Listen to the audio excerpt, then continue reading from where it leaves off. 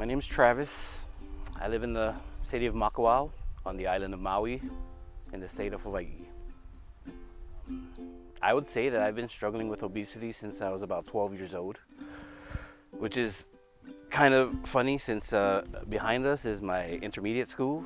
So when I was actually in that school, it was around the time when I was, I guess you could say I was like a latchkey kid, or, you know, after school I'd be on my own with a lot of microwavable food and Pop-Tarts and, you know, things to get, every kid loves to eat.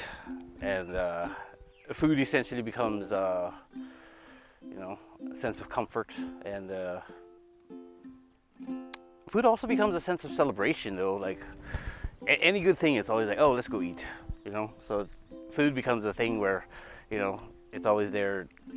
At my heaviest, I was about 360, and unemployed, staying at home, not doing anything, borderline diabetic. I had problems with gout. I would have knee problems, I would have back problems, and it was it's kind of a miserable existence. I had the gastric bypass surgery. I felt of the options, that was the one for me. The first year, it seemed to be a steady weight loss. I'd say like the first 3 months, I lost maybe 20 to 25 pounds. And then by the end of the year, I was up to like 85 pounds I lost. So it was steady. I would start going walking. It became a morning routine.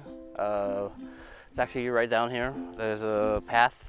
Go walk about a, you know, 1.5 miles, 2 miles, just walking around.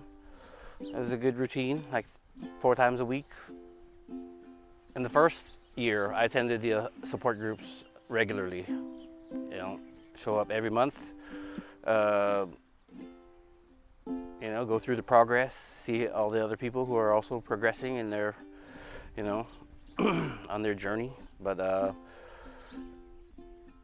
it was I enjoy support group. There's a lot of, it's good to see the people who are, you know, how they're doing, and also talk to some of the people who are thinking about doing it, and then kind of getting their feedback.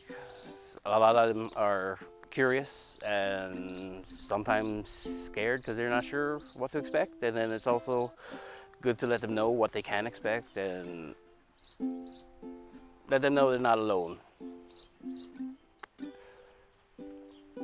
After that first year though, like I said, I kind of thought I had it all figured out, and then I stopped going to support group, and then I kind of started to gain the weight back, and it became a thing where I knew what to do. I knew what I had to do, and sometimes it wasn't enough just knowing it. It's really about implementing action behind that. Started wearing my old clothes and kind of getting to this frame of mind where I previously was in my depressive era, and I found that actually going back to support group helped me kind of get out of that funk that comes with isolation. Looking back, I can see how disassociating myself from, you know, others and being kind of isolated has, you know, led to my fluctuation in weight. But yeah, I believe that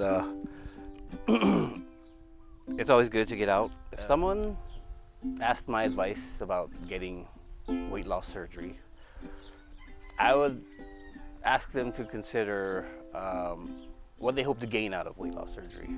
I know some people might think it's the answer to all their problems, and yet, like, it's really just a physical problem.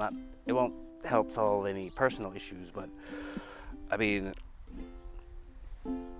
if there are people who I feel have, you know, limited options and might actually do better with the surgery, and, you know, essentially turn their life around and have a better chance at life.